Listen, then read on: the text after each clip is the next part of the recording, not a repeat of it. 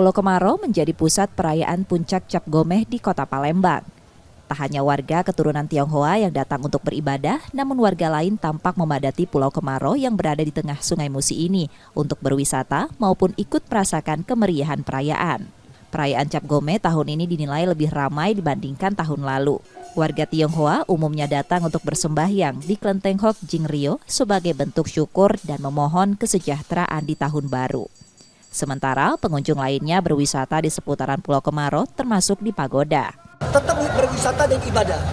Jadi karena di sini ada tempat keramat Siti Fatimah, mereka datang sini untuk beribadah sekaligus wisata. Jadi dia bisa melihat ikonnya Pulau Kemarau yaitu pagoda di belakang kelenteng. Sekaligus mengisi tur mengikuti tongkang dari 16 ilir ke Pulau Kemarau.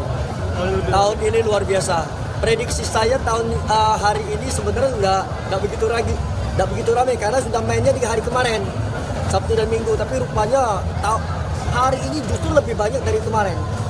Jadi luar biasa. Dari Palembang. Memang setiap tahun ke sini. Oh, kenapa Cek memilih beribadah ke sini setiap tahun, Cek? Karena kan ini 1 tahun sekali ada perayaan. Pasti ke sini ya. Harapannya apa, Cek? Kedepannya ya lebih sukses. Penyelenggaraan Cap Gomeh di Pulau Kemarau Palembang juga menjadi salah satu bukti keharmonisan antar umat berdasarkan legenda Siti Fatimah, seorang muslim dengan Tan Bun An, saudagar asal Tiongkok. Muhammad Reza Pahlevi, Kompas TV, Palembang, Sumatera Selatan.